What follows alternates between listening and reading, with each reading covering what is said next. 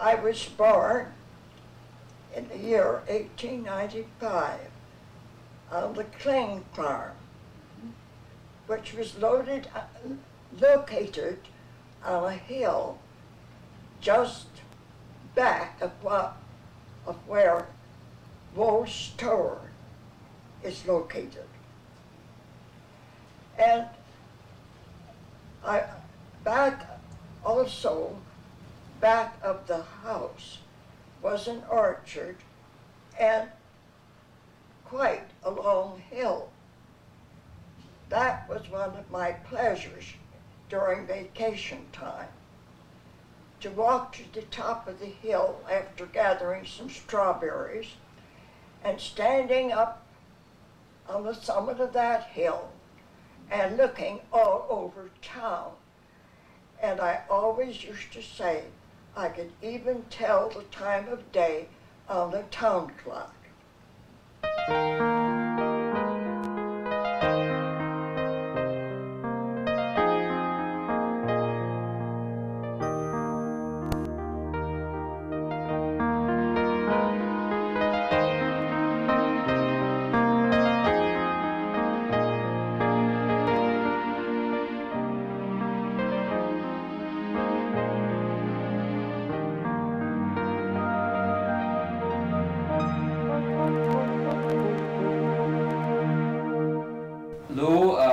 What are some of your first memories of Cobleskill when you came here on the D&H in 1925? Well, my father arrived early in January to head the Sterling Fire Insurance Company, and he was living at the United States Hotel, where he had room and board for the big sum of $8 a week. And the board was excellent. It was like home cooking, and they took very good care of it. About 3 or 4 weeks after he came, as soon as I had an opportunity, I came over on the train, and while here I made a point to walk around Cobleskill. I walked around the streets and the business section, and I wanted to see what the town that I might possibly be living in looked like. I remember just very distinctly coming up Division Street and looking toward Grand and being surprised to see the business section stopped at Grand Street for all purposes, except for a few stores and business places on West Main. It also stopped in the other direction at the United States Hotel on the north side and the American Hotel on the south side. Well, my earliest recollections, of course, will be before I became a permanent resident. I've lived in Cobleskill for 51 years when I married in 1938 Robert Lamont, who was a budding or a struggling attorney here in Cobleskill. But I did come here in the summertime to spend July and August, the school vacation, every year. So I knew the place quite well before I came, but I knew the farm better than I did the village because I liked it much better on the farm. Being a city girl, you know, it was very appealing. And I don't really know an awful lot about what happened down there, except I was always willing to go down if we were going to Hoagland's drugstore on Main Street because they had the best chocolate sodas that ever came over the pipe. Real chocolate in them, you know. And they cost 10 cents. That was good. And I also recall that on Sundays, quite often, the whole family was taken to the United States Hotel for a Sunday dinner, which was very interesting. They had big, long tables, and it was all family style, and the table linen was white, and the napkins were white. And it was really great, and we always had fricassee chicken, biscuits, big bowls of mashed potatoes, and, you know, it was a real hearty dinner, which cost 75 cents. I remember Cobleskill The main street was in Division Street, where the roadbed was made from red brick, which I think are still there today, covered up by macadam. But I remember as you rode over it with a wagon, it would rumble, wheels would rumble over it. Of course, our groceries and ice and milk and the other necessities were all delivered with horse and wagon, or in the wintertime with horses and sleigh and bobs. And I know we children used to enjoy catching a ride on the back. We didn't get caught. I remember that Les Mott was the driver for JBS Aldridge's store, and Dutch Moore, Moore and Carker's. Pop Sherwood also had a little store along where the used to be Ruby's insurance office is. Shay's Bakery, I remember on Division Street, which you could smell the minute you got within a quarter of a mile. And they baked huge jelly donuts. I don't remember, were 2 for 5 cents. Then they raised the price to 3 for 10. But we still managed to squeeze a nickel or a dime somewhere through the week. I stood in the window a good many times and seen this one helper there, Frank Allenberger. Frank, yeah, he had a knife there. You young people have never seen him making cigars, have you? He You've had never seen him make this is something cigars? that you Well, this is making cigars. he They had did them on a board, didn't a they? board, he Yeah. had a knife there, he Take the- was curved. He'd Was take it- the it was- leaf, didn't he, and he'd Yeah. roll it up or something?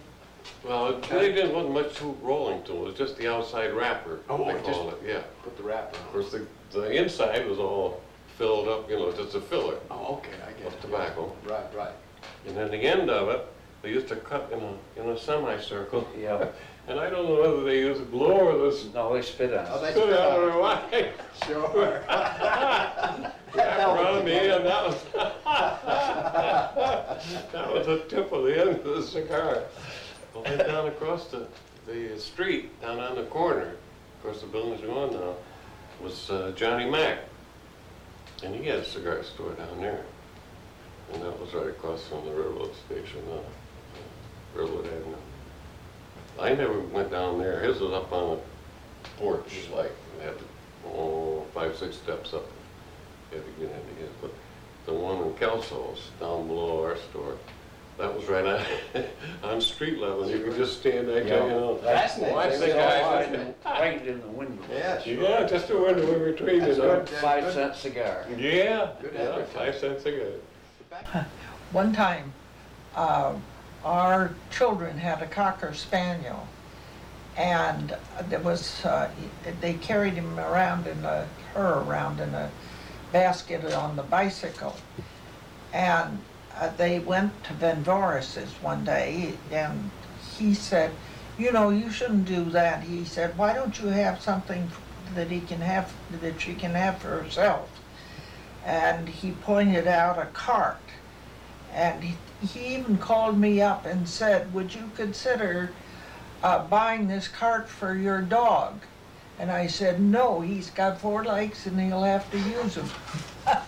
Con store, I remember Hazel France was the cashier in a little booth in the center of the store, and they had these little money carts that flew on wires to this center cage, and whenever a clerk made a sale, he would put the money and the charge into this cart and send it to the little cage in the center where Hazel would take care of the bill and pay the customer would pay.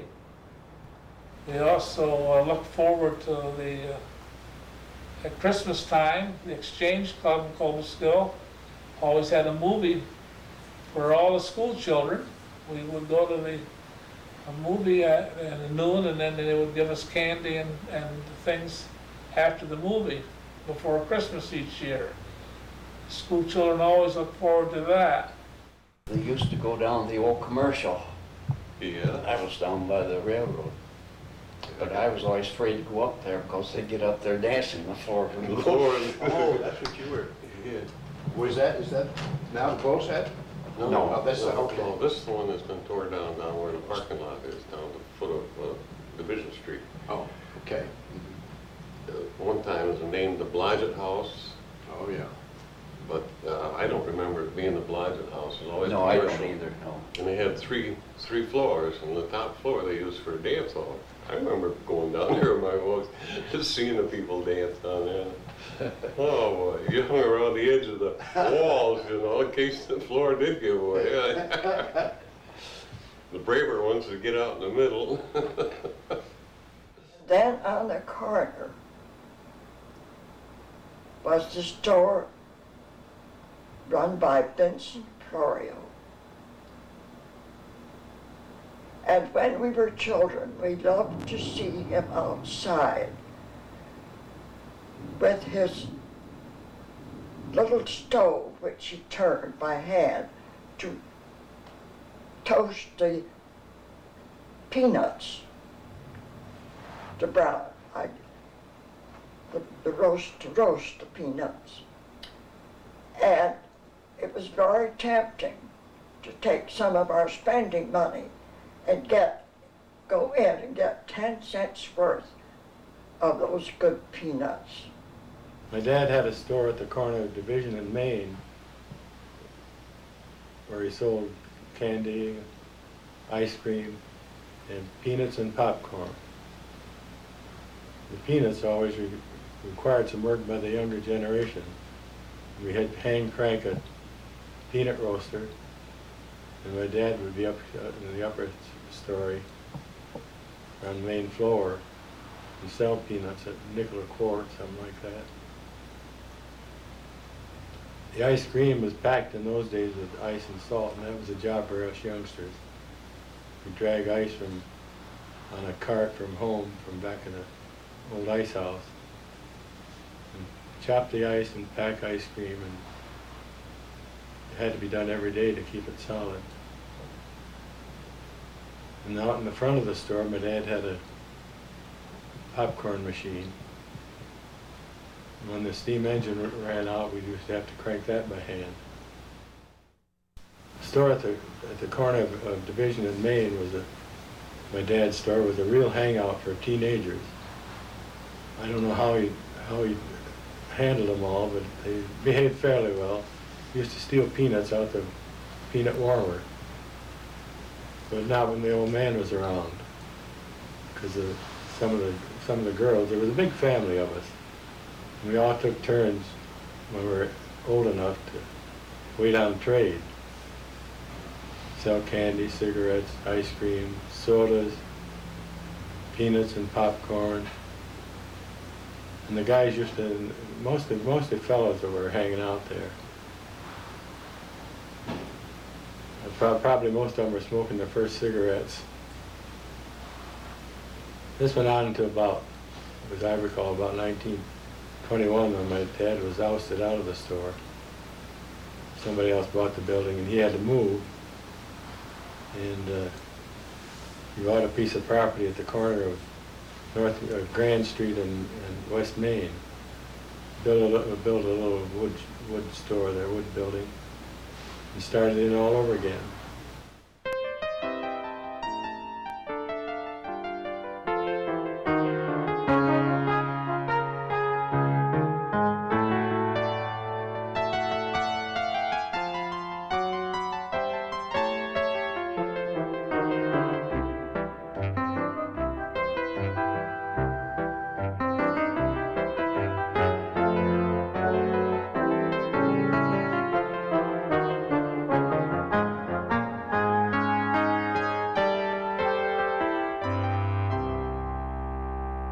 My grandfather, well, it was my father probably was 18, 20 years old. My grandfather decided to go in business for himself. So he established A.G. Stilson and Son business, where it was a tinsmith. They sold stoves and did some roofing work, and also did some hardware work. In 1898, they built the house on West Main Street, the brick building on West Main Street, where My grandfather went in business with my father, M.D. Stilson. My father never finished high school, but went directly into the business with my grandfather. The house was located, the brick building was located down where the mini mall now is. The fire hall was down there across from the park where now, well, it was a beauty parlor when I lived in the red brick house. Next to the, where Speedling's is, was Leforest's garage. But before Leforest's was J. Cross's grocery store was there. And between the grocery store and our building, there was a driveway that went into the back, and into the back there was a coal company. They sold coal. Then came Cook's garage, the Cook's garage, and then the Devaney house. The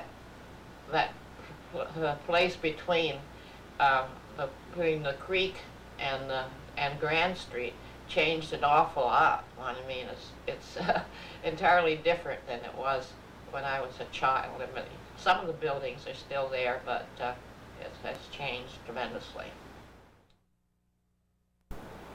At one time, a long time ago, the building which is now the Kearns building, the white Frank Klein's office, sat over in the park, and a building which sat where the convenience store is,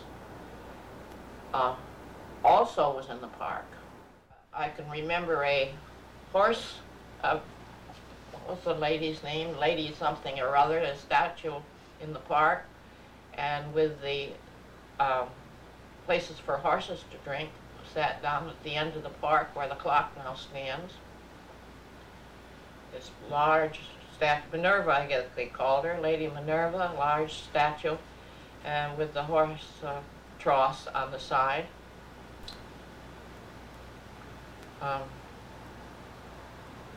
Park was a place to play, always. My youth. Then, of course, there was the bandstand, which matched those flower beds. It was concrete with cobblestones. There would be a band concert. I think it was, as I remember, it was Friday night. And during the summer, every Friday night, the Cobleskill band would play. And in the afternoon, people would park their cars on West Main Street, facing the street wasn't as wide as it is now because it was widened quite a bit. And they'd park facing the park, line up there, so they'd have good seats for the concert at night. Then they'd go home and have their supper, and in the evening they'd come back and sit in their cars. Their seats were all provided because they left their cars there in the afternoon. And you'd always be the same people there. So those concerts were, I remember Ed Rich was in the band, but I don't remember who the others were.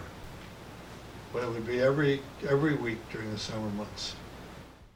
Charlotte, what's your earliest memories of Cobleskill? Your fondest memories? Well, I think walking to school when I was very little with my friends from Washington Avenue, Isabel Kinney and Barbara Leonard and Arthur Rulin, and of course we walked down through Main Street, and everybody knew us, and we knew everybody.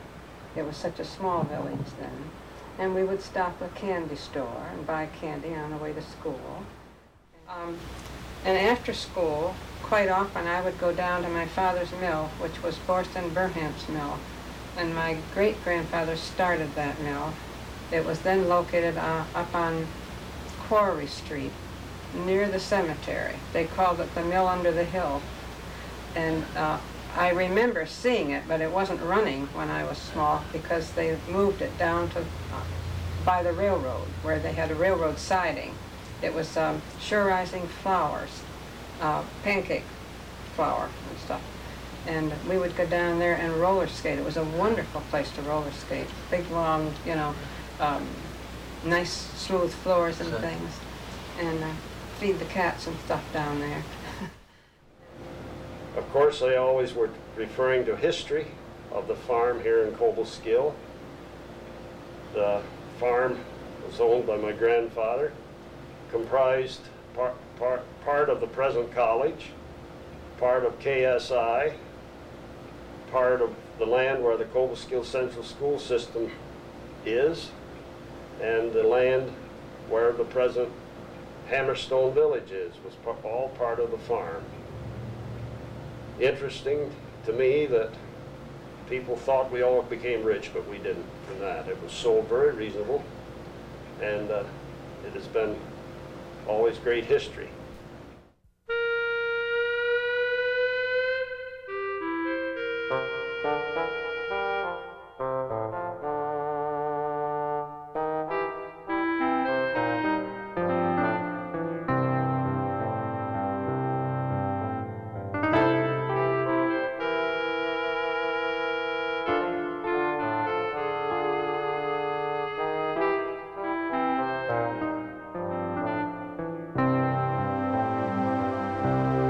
To go to the playgrounds, as it was called, which was on Union Street above Chapel.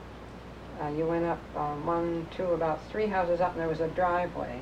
In fact, Bob Guffin used to live right there by the driveway, and you would go in, and there was a spot with swings, a tennis court, and teeter-totters.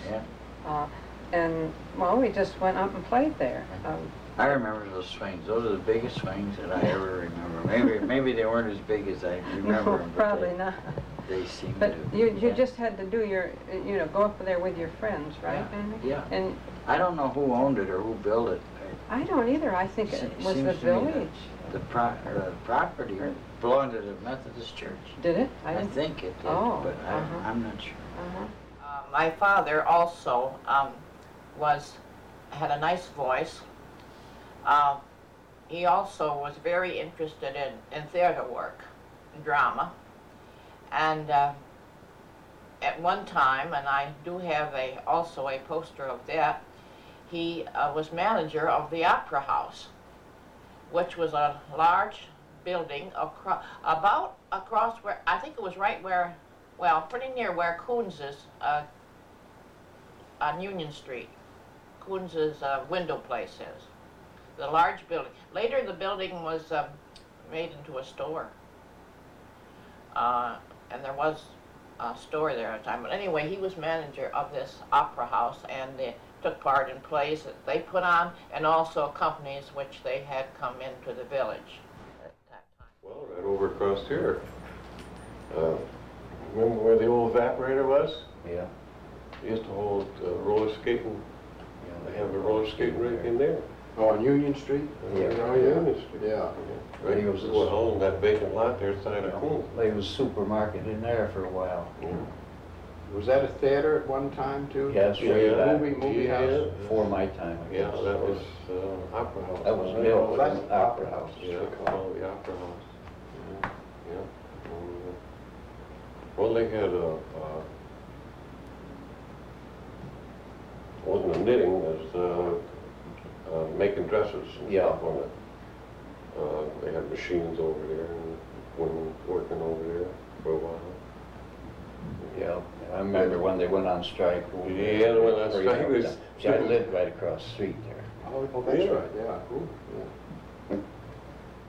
Well, I was brought up, raised in a home on North Street. My earliest recollection of as a child was in the rear of our home, facing what is now Legion Drive, was a huge tree, and it had hop poles piled all the way around it. Looked like a Indian wigwam, and we always call it the hop pole trees, because they grew hops in the field, and as they pulled the poles out in the fall, they would stack them around this tree. Also remember, North Street was a dirt road at that time, and it was plowed in the wintertime by a huge Linn tractor, which had a V plow and two huge wings. And it would chug, chug, chug up the hill, and took a little bit of the road with it, I think, each time it plowed, but it did the job.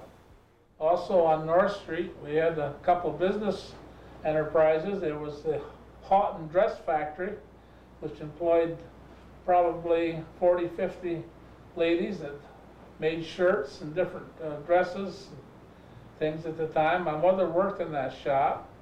Also, there was Schrader's Machine Shop, which was almost to the corner of Lark. They did all kinds of machine work. I can remember in the winter, in the early 1930s, we had a motorcycle policeman, Eddie Lincolnfelder was his name, and I remember that he talked to the village elders and got them to consent to closing North Street off from Prospect to Lark Street so the children would have a safe place to ride downhill without being feared of being hit with a car. And I can remember that hill being black with children and some adults that rode every night that was weather permissible. There was a roller skating ring down on East Main Street where the furniture store now stands. It had been, at one time, my mother, it had been a glove factory, Kaiser Glove Factory. And my mother, I can remember as a child that my mother used to do gloves at home, turn them. I would go, she would send me down to the glove factory with to get the gloves and bring them home, and she turned them with a machine that she poked in to turn the glove right side out. And then first of all she trimmed off the edge where from the fingers where it was sewed on, and then she turned and then sent them back, and she got paid so much for doing that. But later on, there was a roller skating rink when I was in high school up over on the top floor there, and I spent many happy hours there. I'm from the east end of town. I remember we had the Parlor Village Dairy, which belonged to Morgan Van Deusen, which was my father's cousin. I thought, you're right. It's, the farm was the whole, where Legion Drive is now. Yes. All the way from Main Street, East Main Street to Quarry Street. Mm-hmm. Up there. And there was a pond. Well, that farm down there in that pond was, now that I think it was really the center where we used to build rafts. Mm-hmm. And build rafts in the spring. Sure, because there was nothing down there. It's all where Wolves was, right, is now. Well, all the it's way in down. back of the Eagles, and there's a little pond there. Yes.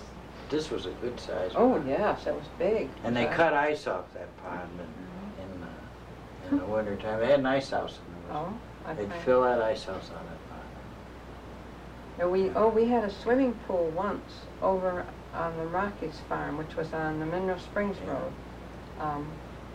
That farm is still there, isn't it? Yeah. And for several years they had, the village had a swimming pool. Used to go over there and swim. Another thing that I remember vividly, which probably nobody remembers anymore, but you might, Hank, down at the end of town, go east. Before you turn to go under the underpass, under the railroad pass, which was not there when I was little, you went down, and there was nothing much down there except Morgan Deusen's farm on the one side, and some huge stones piled up on the right-hand side, and they were taken to make the Washington Bridge in New York. What's that big bridge? George Washington. George Washington Bridge. Those stones were taken down there. But anyway, you went down there to the end, and there was a huge tree, and my grandfather used to put a bunch of us in the car, and one of the larks of the day was to ride down and go around the tree. It was a big deal. We all thought it was wonderful, and then he'd for us back and bought us all ice cream cones. Going around the tree. Somebody I talked to said to me, "Do you remember that tree?" And I said, "I certainly do. It was a highlight of our summer days." Vena, where did the Claude's family, Charles and Bessie and the children and so on, where did they live in Cobleskill? Their different homes and so on. Okay, as far back as I can remember, Claude was a year old and they lived on a farm where currently Wool's shopping plaza, the Schaffer's Mart, is there now, but there was a farm there. And the children, they lived on that farm, and my mother-in-law had said that the farm belonged to the, I guess it was the D&H Railroad, were the persons who owned it, but they rented from the D&H. And so there was a farm there, and they lived on that farm, and when Claude was approximately a year old, they moved to MacArthur Avenue, where he lived for a number of years. But even before that, they lived in what was called Little Italy. And my mother-in-law used to refer to Little Italy when she used to say, "Oh, when we lived in Little Italy, thus and so would happen." And I said, "Where was Little Italy?" And my recollection of what she said was that it was the extension of South Washington Avenue. And in that little area, I guess there were all the Italian families as well as some black families who lived in that little area, and that it was called Little Italy.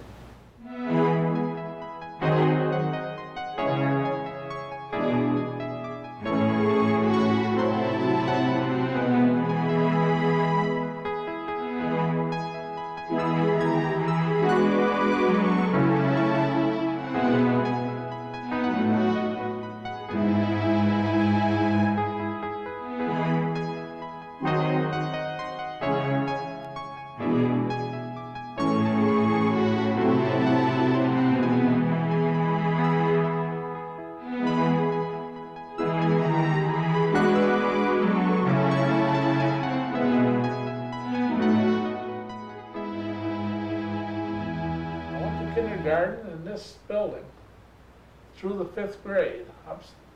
Upstairs in one of these rooms, perhaps right where I'm sitting, was our kindergarten room, and Annie Mae Golding and Elfrida Golding were the teachers. I had Ruth Davies, Mrs. Moot, Forts Kennedy Chase, Mrs. Ray Tillapaw, which I think were my teachers in this building. I went from here to what is now the Acre School, Lark Street High School building from the 6th grade with Cecilia Bliss. After a year there, we went to the new William Golding High School from the 7th to the 12th. But Dad has really enjoyed children. While before the days of school buses, he was one of the few with a 7-passenger car, and he was always taking the basketball teams. They played Oneonta, Gloversville, Johnstown, Cooperstown, Albany, even a school in Schenectady. They played real hard teams and always had a good team. I don't believe the entire team ever had more than 8 or 9 on it. The Florio boys were some of the better players. Ed Rich, still living here in Cobleskill, was one of the best guards I guess you would ever want to see. Joe Florio was a great set shot man. I can remember one night in Johnstown he was called a very bad name for he with his nationality, and with that, Louis Myers, who was then playing center, would block out an oncoming player, and Joe would shoot over his head, and Joe got hotter than a pistol, so they beat Johnstown with Joe shooting his set shots. And I, of course, was a young guy, and really made me happy because my 2 cousins were on the opposing team. When I first went, I stayed in Cobleskill until the weekend, and then I went home. One time I rode with a young man who lived near us and also was going to school in Cobleskill. But most of the time we traveled on the train.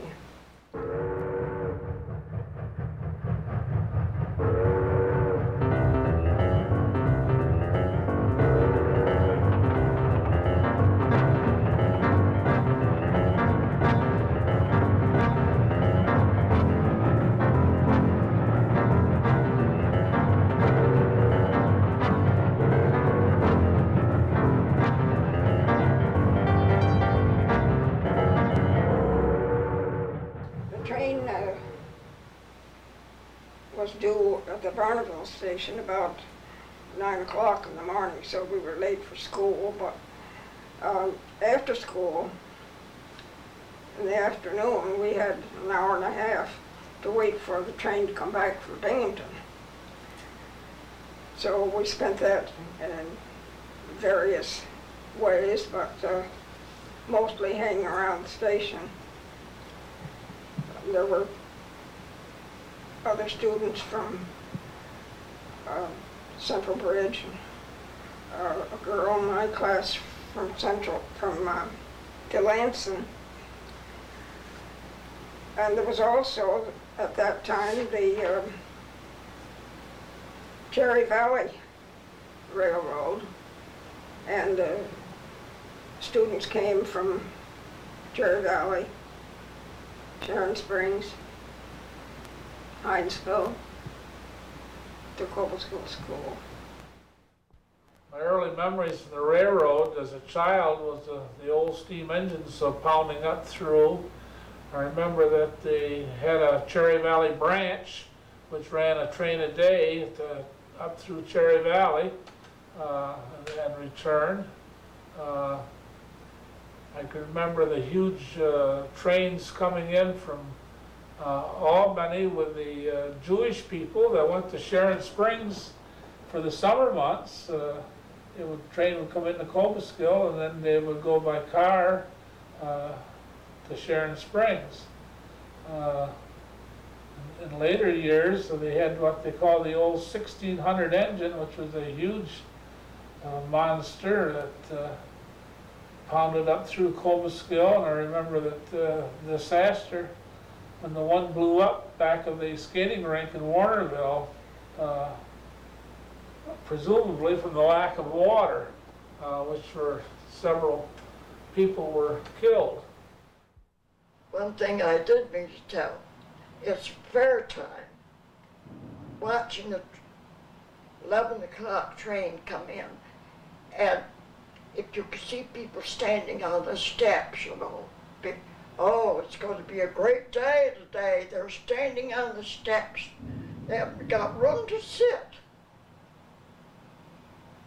Now that was really a thrill to sit there and see that.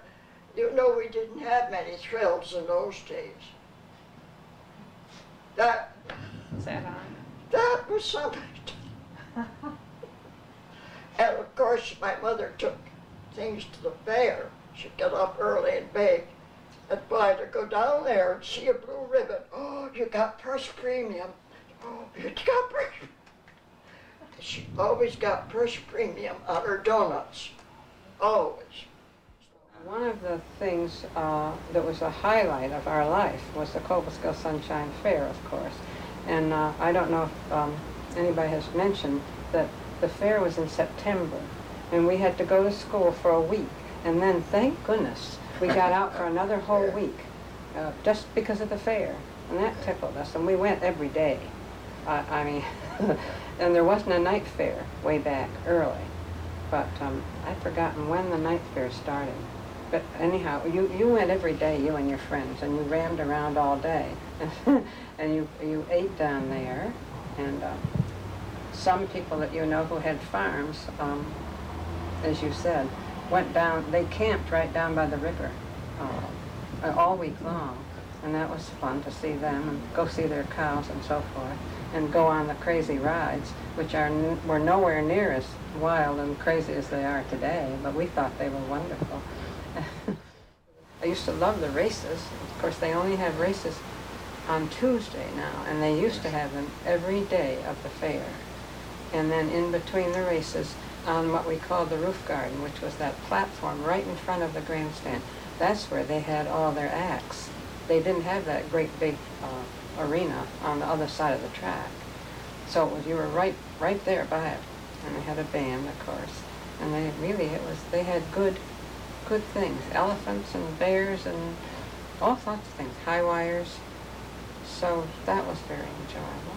And businesses stopped too. I mean, everybody stopped and went to the fair, which was fun. My father bought a tent, and he spread straw or hay on the ground, and we laid our blankets on top of that and slept on the ground. My mother had a little gasoline stove that she could do a little cooking on, and we spent the week at the fair, and that was quite an outing. Of course, the merry-go-round was quite a interesting thing for me, and then later the Ferris wheel, and now, of course, all these complicated attractions that they have. I remember it used to cost 5 cents to ride the merry-go-round. But I didn't have 5 cents very often. The one thing that I enjoyed the most was the band. They always had a band that came and spent the week at the fair. And they played different times during the day. And I managed to be where I could hear when the band was playing.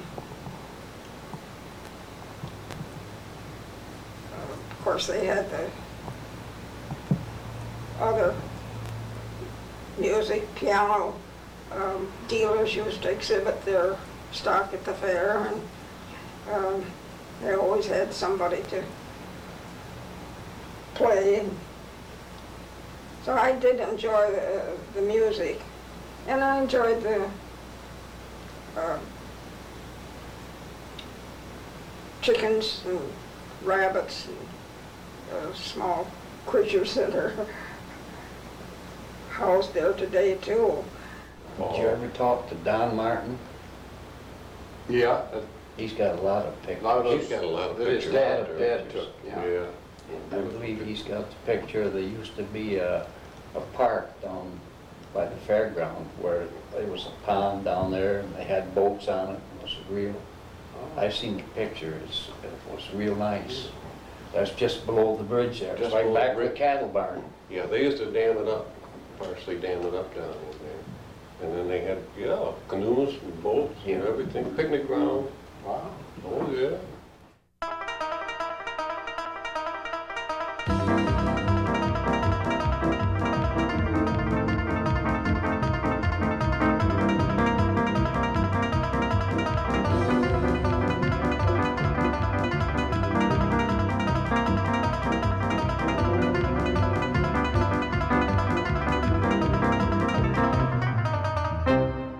I would like to see more caring and more preservation of our old buildings, because once they're gone, you never can have them back again. And instead of having them torn down or made over into something modern, I wish more people cared about making them something special. I wish that we could keep our growth at a slower pace, because I think you get better quality coming in. I mean, as businesses and things like that, not just fly-by-nights who come up and throw up a shopping center and make all the money they can and go someplace else, because they're not something that's going to last or be quality for Cobleskill. And I'd like it to stay a friendly little village, but I suppose that's a pipe dream probably, but it is nicer when it's friendlier and more caring.